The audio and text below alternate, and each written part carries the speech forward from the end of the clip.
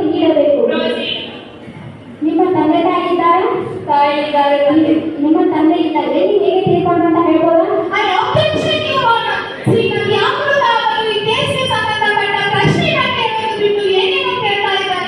ಈ ಕೇಸಿಗೂ ಈ ಪ್ರಶ್ನೆಗೂ ಸಂಬಂಧ ಇದೆ ಅನ್ನೋ ಪ್ರಶ್ನೆ ಕೇಳಲು ಅನುಮತಿ ನೀಡಬೇಕು. ನಿಮ್ಮ ತಂದೆ ಎಲ್ಲಿ ಹೇಗೆ ತೀರ್ಕೊಂಡು ಅಂತ ಹೇಳ್ಬೋದಾ? ನಿಮ್ಮ ತಂದೆಗೆ ಗಲ್ಲು ಶಿಕ್ಷೆ ಆಗೋ ಹಾಗೆ ವಾದ ಮಾಡಿರೋರು ಅವರಿಗೆ ಯಾರಂತ ನಿಮಗೆ ಗೊತ್ತಿರಬೇಕಲ್ಲ? ಗೊತ್ತು. ಆತನಿಗೆ ಈತ ಒಬ್ಬನೇ ಮಗ ಅಂತ ಗೊತ್ತಿರಬೇಕಲ್ಲ? ಮೊದಲು ಗೊತ್ತಿರಲಿಲ್ಲ. ನಂತರ ಗೊತ್ತಾದ ಮೇಲೆ ಅವರ ವಿರುದ್ಧ ಸೇಡು ತೀರಿಸಿಕೊಳ್ಬೇಕಂತ ಅವರ ವಿರುದ್ಧ ಸಾಕ್ಷಿ ಹೊರಟಿದ್ದೀರಾ? ಇಲ್ಲ. ಒಬ್ಬ ಮೂಕ ಹೆಣ್ಣಿನ ಕಣ್ಣೀರಿನಿಂದ ಈ ಕೊಲೆಗಾರನ ಕಡೆಗೆ ನಿಮ್ಮ ರಕ್ತನಕಲೆಯನ್ನು ಹಸಿ ಹಾಕುವುದಕ್ಕೆ ನೋಡ್ತಾ ಇದ್ದಾರೆ. ಆದರೆ ಇದರಿಂದ ಯಾವುದೇ ರೀತಿಯ ಪ್ರಯೋಜನ ಇಲ್ಲ. ಪ್ರಿಯ ಅವರು ಹೇಳುವ ಮಾತುಗಳು ಸುಳ್ಳು ಅಂತ ನೆನಪಿಸುವ ಹಂತದಲ್ಲಿ ಇದೇ ವ್ಯಕ್ತಿ ಕೊಲೆ ಮಾಡಿದ್ದಾನೆ ಅಂತ ನೆನಪಿಸೋದಕ್ಕೆ ನನ್ನ ಹತ್ರ ಇನ್ನೂ ಇಬ್ಬರು ಸಾಕ್ಷಿದಾರರು ಇದ್ದಾರೆ ಎಂದು ನೀವು ಬಂದಿದ್ದಾರೆ ಅನ್ಸುತ್ತೆ. ಈ ಕಾರಣದಿಂದ ಇನ್ನೊಬ್ಬ ಸಾಕ್ಷಿ ಮಿಸ್ಟರ್ ಸಂಜಯ್ ಅವರನ್ನ ಈ ಘಟನೆಯಲ್ಲಿ ಬರೆಯಲು ನೀವು ಅನುಮತಿಸಬೇಕಂತ ಹೇಳಬಹುದು. ಸಂಜಯ್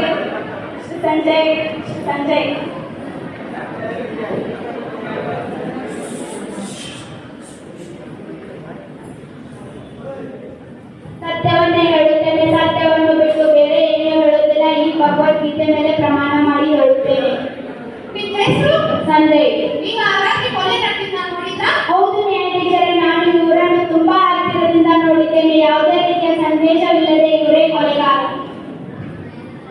ಅಷ್ಟಾದ್ರೆ ನೀವು ಏನ್ ಮಾಡ್ತಾ ಇದ್ರಿ? ನಾನು ದಿನಾಲೂ ಅದೇ ಟೈಮ್ಗೆ ಮನೆಗೆ ಹೋಗುತ್ತಿದ್ದೇನೆ, ಯಾಕೆಂದರೆ ನಾನೊಬ್ಬ ವೈದ್ಯ. ನೀವು ಆ ರಾತ್ರಿ ಕೊಲೆಗಾರನ ನೋಡಿದ್ದೇ ನಿಜ, ಆದರೆ ಆತ ಯಾವ ಬಟ್ಟೆಯನ್ನು ಹಾಕಿಕೊಂಡಿದ್ದ? ಖಂಡಿತವಾಗಿ ಒಂದು ಪ್ಯಾಂಟ್, ಒಂದು ಶರ್ಟ್, ಒಂದು ಶಾಲ್ ಹೊತ್ತಿಕೊಂಡಿದ್ದರು. ಪ್ಯಾಂಟ್ ಶರ್ಟ್ ಹಾಕೊಂಡಿದ್ದ, ಪ್ಯಾಂಟ್ ಶರ್ಟ್ ಶಾಲ್ ಮೂರು ಹಾಕೊಂಡಿದ್ದ. ಮೂರು ಹಾಕಿಕೊಂಡಿದ್ದರು. ಒಂದು ಪ್ಯಾಂಟ್, ಒಂದು ಶರ್ಟ್ ಹಾಕಿಕೊಂಡಿದ್ದರು, ಒಂದು ಶಾಲ್ ಹೊತ್ತಿಕೊಂಡಿದ್ದರು. ಅವು ಮೂರು ಮೈ ಮೇಲೆ ಇತ್ತಾ? ಹೌದು, ಮೈ ಮೇಲೆ ಇದ್ದೆ. ದಕ್ಷಿಣಾಂಧ್ರ ರಾಯರವರು ಕೊಲೆ ಮತ್ತು ನ್ಯಾಯದ ನಡುವೆ ಹಲವಾರು ತಿರುವುಗಳನ್ನು ಈ ಕೇಸ್ ಒಂದು ತಪ್ಪು ದಾರಿ ಹಿಡಿಯುವಂತೆ ಮಾಡ್ತಾ ಇದ್ದಾರೆ. ಅದರಿಂದ ಯಾವುದೇ ರೀತಿಯ ಪ್ರಯೋಜನ ಇಲ್ಲ. ಈ ಕೊಲೆ ನಡೆದಿದ್ದು ಸತ್ಯ ಹಾಗೂ ಇದಕ್ಕೆ ಸಾಕ್ಷಾತ್ಕಾರಗಳು ಇರೋದು ಕೂಡ ಸತ್ಯ. ಇದನ್ನ ಎಷ್ಟೇ ರೀತಿ ಮುಂದೆ ಮಾಡಿ ನೋಡಿದ್ರು ಕೂಡ ಸತ್ಯನ ಮುಚ್ಚಲು ಸಾಧ್ಯನೇ ಇಲ್ಲ. ಅದು ವಿಷಯದಲ್ಲಿ ಗೊತ್ತಾಗುತ್ತದೆ ಮಿಸ್ ಲಕ್ಷ್ಮಿ ಅವರೇ. ಈ ಕೇಸಿಗೆ ಅತಿ ಮುಖ್ಯವಾದ ಸಾಕ್ಷ್ಯದ ವಸುಂಧರಾ ದೇವಿಯವರಿಗೆ ಕಲ್ಪನೆಯನ್ನು ಕರೆಯಲು ಅನುಮತಿ ನೀಡಬೇಕು. ನೀವಿನ್ನು ಹೋಗಬಹುದು. ವಸುಂಧರಾ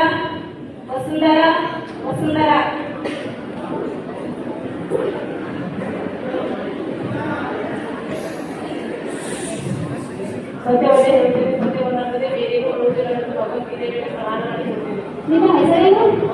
ನಿಮ್ಮ ವಯಸ್ಸೆಷ್ಟು? ಶ್ರೀಮತಿ ಅಮೃತ ಅವರು ಈ ಕೇಸ್ಗೆ ಸಂಬಂಧಪಟ್ಟ ಪ್ರಶ್ನೆನ ಕೇಳೋದು ಬಿಟ್ಟು ಅವರ ವೈಯಕ್ತಿಕ ವಿಷಯಕ್ಕೆ ಸಂಬಂಧಪಟ್ಟ ಬೇರೆ ಇನ್ಯಾವುದೋ ಪ್ರಶ್ನೆನ ಕೇಳ್ತಾ ಇದ್ದಾರೆ. ಈ ಕೇಸಿಗೂ ಈ ಪ್ರಶ್ನೆಗೆ ಸಂಬಂಧ ಇದೆ ಅವರ ಪ್ರಶ್ನೆ ಕೇಳಲು ಅನುಮತಿ ನೀಡಬೇಕು. ನಿಮ್ಮ ವಯಸ್ಸೆಷ್ಟು? ನೀವು 30ರಿಂದ 45 ವಯಸ್ಸಿನೊಳಗೆ ಹುಚ್ಚಾಸ್ಪತ್ರೆಯಲ್ಲಿದ್ರಿ. ನಿಮಗೆ ಮೊನ್ನೆ ಜ್ಞಾಪಕ ಶಕ್ತಿ ಬಂದಂತಿದೆ ಅಂತ ಈ ರಿಪೋರ್ಟ್ ಹೇಳ್ತಾ ಇದೆ. ಇದು ನಿಜಾನಾ? ಹೌದು.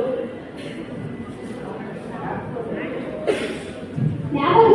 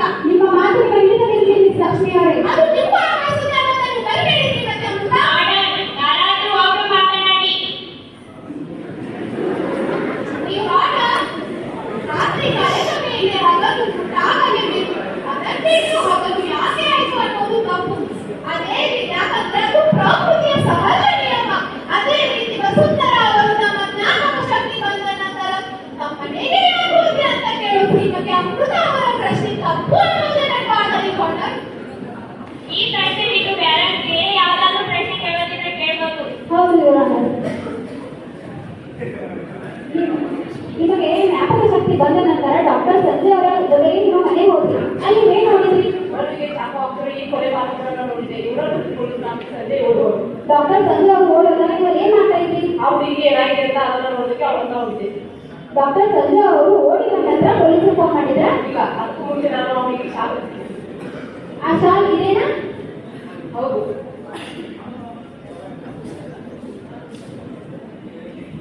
ನೀವಿನ್ನು ಹೋಗಬಹುದು. ನಾವು ಇಷ್ಟೊತ್ತರೆಗೂ ಕೇಳಿರೋ ಕಥೆ ನಿಜವಾದ್ರೆ ಡಾಕ್ಟರ್ ಸಂಜಯ್ ಅವರು ಇಲ್ಲೇ ಇಲ್ಲ. ಅಲ್ಲಿ ಬಂದು ಕೊಲೆ ಮಾಡಂತ ಹೇಳೋ ಯಾರನ್ನೋದೇ ನಂಬುವುದಕ್ಕೆ ದೊಡ್ಡ ಪ್ರಶ್ನೆ ಆಗಿದೆ. ಈ ಕೊಲೆ ಮಾಡಿದ್ದು ಬೇರೆ ಯಾರು ಅಲ್ಲ, ಡಾಕ್ಟರ್ ಸಂಜಯ್ ಅವರೇ ಯುವರಾಣರ್. ನನ್ನ ವಾದ ಇನ್ನೂ ಮುಗಿದಿಲ್ಲ ಯುವರಾಣರ್. ಇವರಿಬ್ಬರ ಮಾತು ಇಟ್ಟುಕೊಂಡು ನಿರಪರಾಧಿಯಾದ ಆದಿತ್ಯ ಅವರ ಮೇಲೆ ಸುಳ್ಳು ಆರೋಪ ಹೊರಿಸಲು ತುಂಬಾನೇ ಪ್ರಯತ್ನಿಸುತ್ತಿದ್ದಾರೆ. ಈ ಕೊಲೆ ಮಾಡಿದ್ದು ಡಾಕ್ಟರ್ ಸಂಜಯ್ ಅವರೇ ಅನ್ನೋದಕ್ಕೆ ಕೋರ್ಟಿನಲ್ಲಿ ಹಾಜರುಪಡಿಸಿದ ಶಾಂತಾದೇವಿ ಶಾಲೆ ಸತ್ಯಗಳಿಂದ ಯುವರಾಣರ್. ಇದು ಸುಳ್ಳು ಯುವರಾಣರ್. ಇದು ಸತ್ಯ. ಇದು ಸುಳ್ಳು ಯುವರಾಣರ್. ಇದು ಸುಳ್ಳು ಯುವರಾಣರ್. ಮಿಸ್ಟರ್ ಇದು ಸುಳ್ಳು ಯುವರಾಣರ್. ಮಿಸ್ಟರ್ ಸರ್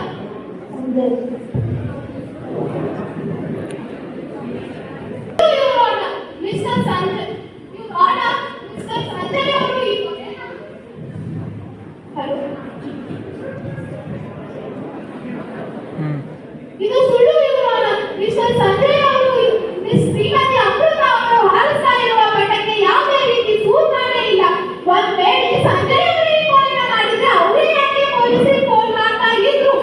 ಅದು ಅಲ್ಲದೆ ಮಿಸ್ಟರ್ ಆದಿತ್ಯ ಅವರು ತಮ್ಮ ಗ್ರೀನ್ ಕಲರ್ ಜೀಪ್ ಅಲ್ಲಿ ಇದೇ ರಸ್ತೆಯಲ್ಲಿ ಸಿಕ್ಕಾರೆ ಅಂತ ಸಂಜಯ್ ಅವರು ಪೊಲೀಸ್ಗೆ ಹೇಗೆ ಹೇಳ್ತಾ ಇದ್ರು? ಅದೇ ದೊಡ್ಡ ವಿಷಯ ಅಲ್ಲ. ಆದಿತ್ಯ ಅವರು ದಿನಾಲು ಗ್ರೀನ್ ಕಲರ್ ಜೀಪಿಂದ ಅದೇ ರಸ್ತೆಯಲ್ಲಿ ಓಡಾಡ್ತಿದ್ರು. ಅವ್ರು ಕೊಲೆ ಮಾಡಿರೋಕ್ಕೆ ಯಾವುದೇ ರೀತಿ ಸಾಕ್ಷಿ ಇರಲಿಲ್ಲ. ಅವ್ರ ಹತ್ರ ಯಾವುದೇ ರೀತಿ ಚಾಕು ಇರಲಿಲ್ಲ, ಯಾವುದೇ ರೀತಿ ಶಾಲ್ ಇರಲಿಲ್ಲ, ಅವ್ರ ಮೇಲೆ ಯಾವುದೇ ರೀತಿ ಕಲೆನೂ ಆಗಿರಲಿಲ್ಲ. ಯುವರಾಣರ್, ಇದೀಗ ನಾನು ಈ ನ್ಯಾಯಾಲಯಕ್ಕೆ ಹಾಗೂ ಶ್ರೀಮತಿ ಅವರಿಗೆ ಅಮೃತ ಅವರಿಗೆ ಒಂದು ವಿಚಾರವನ್ನು ತಿಳಿಸಲು ಇಷ್ಟಪಡ್ತೀನಿ.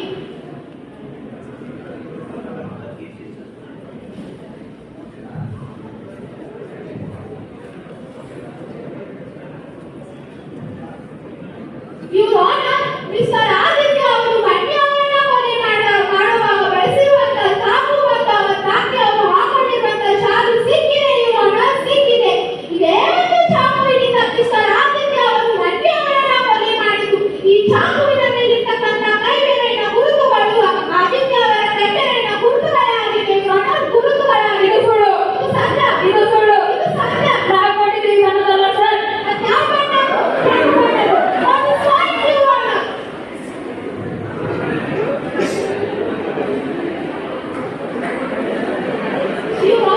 ಸ್ವಲ್ಪ ಹೊತ್ತು ಮುಂಚೆ ಈ ಶಾಕ್ ಮತ್ತು ಈ ಚಾಕುವನ್ನು ಆದಿತ್ಯ ಅವರೇ ಬಳಸಿದ್ರು ಅನ್ನೋದು ನಿಜ ಅಲ್ಲ. ನಿಜಾನ ಉಪಾಯವನ್ನು ಹೊರಡಿಸೋಕೆ ಅವರೇ ಹೇಳ್ತಾ ಇದ್ದ ಕಾನೂನಿನ ಮೊದಲನೆಯ ಪುಸ್ತಕದ ಮೊದಲನೆಯ ಪಾಠ ಬುದ್ಧಿ ಚಾತುರ್ಯನ ಉಪಯೋಗಿಸಬೇಕಾಗಿತ್ತು. ಯುವರಾಣರ್, ಕಕ್ಷಿದಾರರ ಕಾರ್ಯಕ್ರಮ ಹೇಳಿದ ಹಾಗೆ ಅವರ ತಾತ ಆದಿತ್ಯ ಅವರು ಮಂಡ್ಯ ಅವರನ್ನ ಕೊಲೆ ಮಾಡಿದಾಗ ಬಳಸಿರುವಂತಹ ಒಂದು ಚಾಕು ಹಾಗೂ ಅವರ ತಾತ ಅವರು ಹಾಕೊಂಡಿರುವಂತಹ ಶಾಲನ್ನ ಈ ನ್ಯಾಯಾಲಯದ ಮುಂದೆ ಹಾಜರುಪಡಿಸಲು ತಾವುಗಳು ನನಗೆ 2 ನಿಮಿಷದ ಕಾಲಾವಕಾಶವನ್ನು ನೀಡಬೇಕಂತ ಕೇಳುತ್ತೀವಿ ನೋಡೋಣ. Permission granted.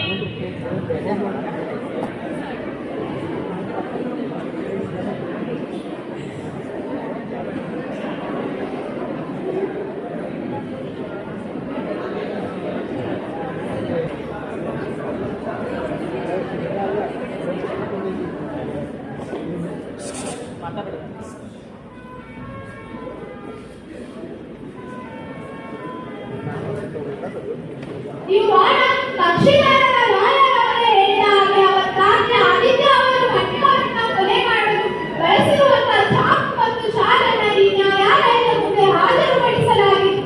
ಮಕ್ಕಳನ್ನು ಪರಿಶೀಲನೆ ಮಾಡುವುದರ ಮೂಲಕ ಒಬ್ಬ ಮುಗ್ಧ ಹೆಣ್ಣನ್ನು ಅಮಾನುಷವಾಗಿ ಕೊಲೆ ಮಾಡಿದಂತಾಗಿ ಆರೋಪಿ ಆದಿತ್ಯ ಅವರಿಗೆ ಕಠಿಣವಾದ ಶಿಕ್ಷೆ ನೀಡುವುದರ ಮೂಲಕ ಮಂಡ್ಯ ಅವರ ಆತ್ಮಕ್ಕೆ ಶಾಂತಿಯನ್ನು ದೊರಕಿಸಿಕೊಡಬೇಕಂತ ಈ ಮೂಲಕ ತಮ್ಮಲ್ಲಿ ಕೇಳುತ್ತೀನಿ ಯುವರಾಣರ್.